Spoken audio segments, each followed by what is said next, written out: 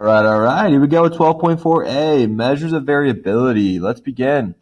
So I'll do some vocab first. A measure of variability is a way of describing how spread out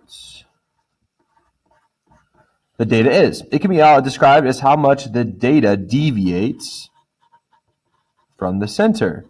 The interquartile range, or IQR, is a measure of variability that splits the data into four equal-sized quartiles. It represents the middle 50% of the data. The IQR can be found by following these four steps. First, you want to order the data from least to greatest. Then you're going to find the median. Then you have to find the median of the lower and upper quartiles, which means like the upper half of the data and then the lower half of the data.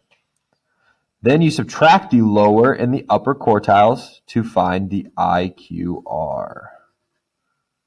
All right, let's do some examples. Number one, here's a data set. First, we're going to order from least to greatest. Go ahead and order it from least to greatest and then come back. All right, we ordered it from least to greatest. Now, what's our minimum value? 15. What's our maximum value? 103. And we're talking about different animals in the exhibit. Number of animals. All right. What is the median number of animals? So it looks like we have 1, 2, 3, 4, 5, 6, 7 data points. So the middle would be the fourth. 1, 2, 3. Oops, sorry. 1, 2, 3. 1, 2, 3. So 48 would be our median. All right, now we have to find the median of the first half of the data, which is called the first quartile, also called the lower quartile. All right, so 48 is my median. So we're looking at the first three numbers. We need to find the median of the first three numbers, which would be 18. Now, for the third quartile, otherwise known as upper quartile, would be the median of the last three numbers, which would be 86. Now, the IQR equals upper quartile minus lower. So 86 minus 18 equals 68. All right, so pretty simple. That's the process to find lower quartile, median, and then lower and upper and median in a data set. All right, so now the crazy part of the unit. We got to find the mean absolute deviation.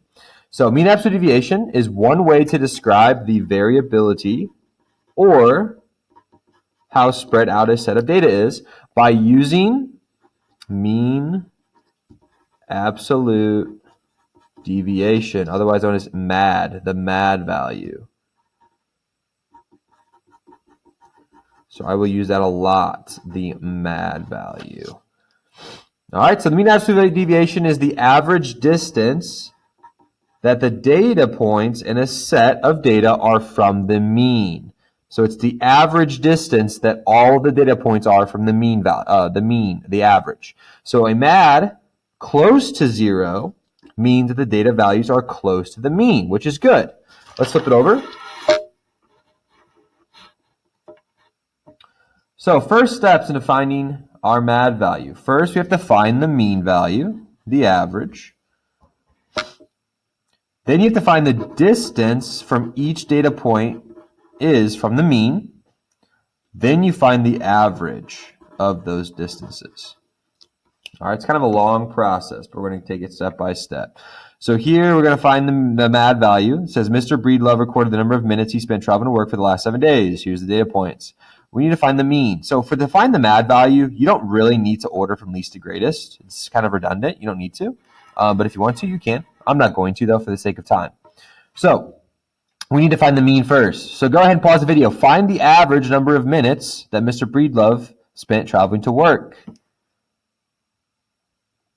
All right, so I got an average of 49. So the sum was 343 when you add all these numbers up, and there's 7 numbers. So you divide by 7, you get 49. Now we need to find the distance each of these data points, the number of minutes traveled, is from 49, which is the mean. So we will distance can never be negative. So we're going to have a positive distance. So how far are 49 and 48 away from each other? 49 minus 48 is 1. It's always going to be positive. So the distance from 40 and 49 is 9. 62 and 49 is 13. 52 and 49 is 3. 60 and 49 is 11. 42 and 49 is 7. 39 and 49 is 10. Now, total deviation. Go ahead and add up all your deviations. Remember, the distance from the mean is called the deviation.